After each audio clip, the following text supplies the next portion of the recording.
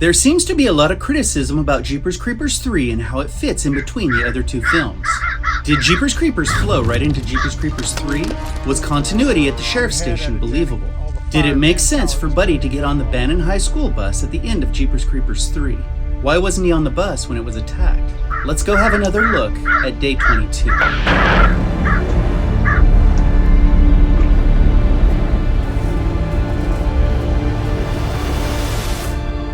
Why did the Jeepers franchise decide to put a movie right in between the first two? And did it fit where they placed it? Does the beginning and the end of Jeepers Creepers 3 tie it in seamlessly to the other two? These are the things we're going to look at today, but before we do, let's see where the first movie moves off.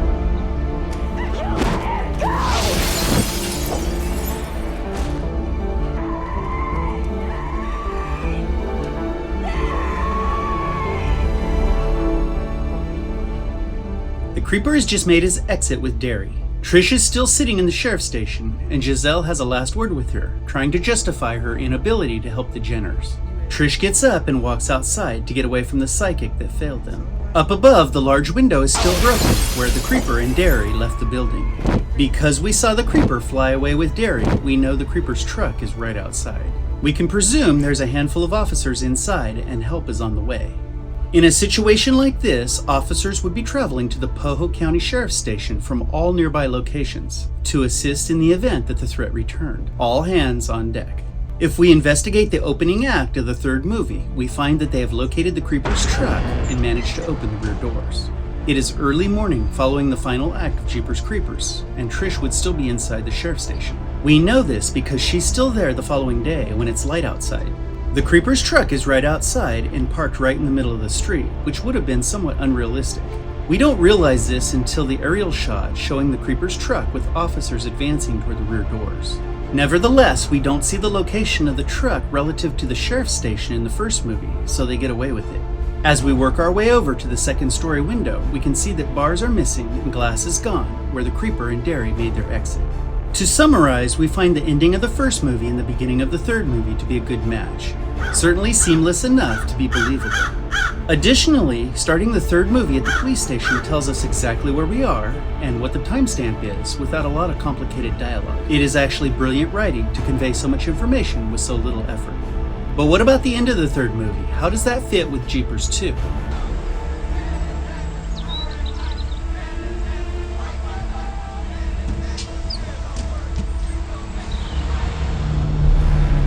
As the third movie comes to an end, we see Buddy getting on the bus, headed to the Bannon High Basketball State Championships. Let's start with Buddy. If he's on that team, he's probably warming a bench. When we compare him to the other players on that bus, he's not necessarily an athletic specimen. And boasting a height of 5'8" means he's not built for basketball. What's more, we have to wonder if a high school bus has ever made a house call to pick up a player on the way to a tournament. It seems a little far-fetched, but we'll leave it at that. Aside from these questions, everything seems to fit pretty well. The bus is a good match and believable. When Buddy is picked up, we don't see anyone on the bus that would give us a reason to believe this isn't the same bus from Jeepers Creepers 2, the bus that was headed to hell on Earth. But then where was Buddy in the second movie? Does that ruin continuity?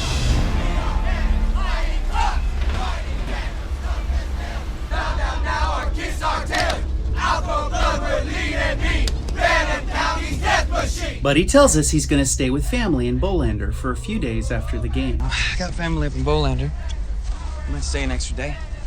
Because the team was on their way back from the tournament when they were attacked, it fits and it doesn't ruin continuity.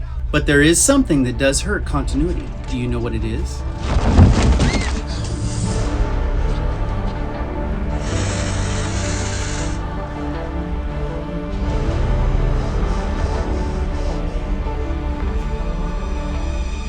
It's obviously quite a long ride up to Bolander. Bud got to see the Creeper firsthand. He got to see it take Addison. He would have been sharing this information with everyone on that bus. To add to this, the authorities now know about the Creeper as well. It is likely that school events would have been canceled after a dangerous encounter with an unknown creature. Remember, there would have been 4 teens that wouldn't have returned from their dirt bike adventure, and at least one body would have been discovered at the Bernardi farm. Not only is it likely that school events would have been canceled, but it's possible the National Guard would have been called in and investigations started. And alternatively, with regard to Buddy in the bus, it would have been just as impactful to see another player getting on that same bus. Perhaps Buddy's best friend, who needed a ride to school to catch the bus that was headed to demise. Any way to put a little more distance between Buddy and the bus would cover a multitude of sins. In this way, the kid who just witnessed all of this trauma wouldn't be going to a high school game, and stories about the creeper wouldn't circulate as easily. Now, why did they decide to order the movies the way they did? It is common knowledge that Jeepers Creepers 1 and 2 had been out for a very long time.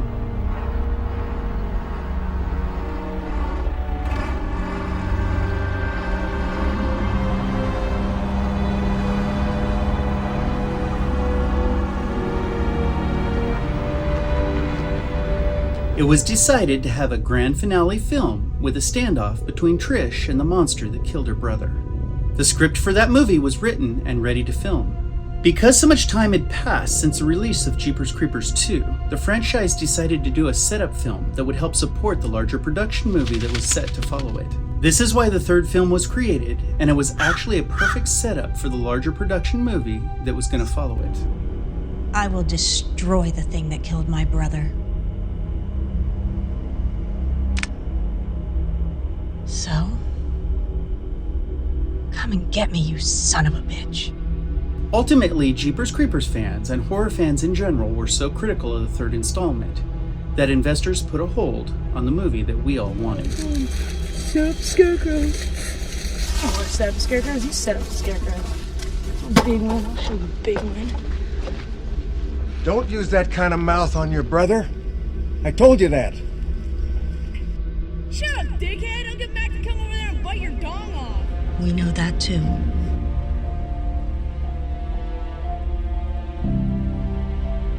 The creature reshapes our minds and changes the course of our lives.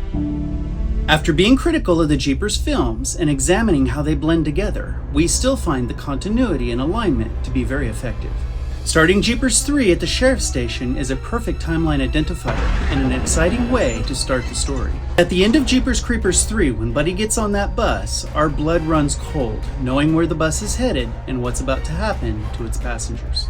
The blending of the films and how they fit together, we believe, is actually a highlight of the third film. It was a unique way of doing things, and it felt very natural. But this can all be categorized as our humble opinion. We want to know what you think. Well, we hope you enjoyed today's show. This is a really cool Jeepers Creepers family. If you want to join us, sub up. Until next time, we'll see you.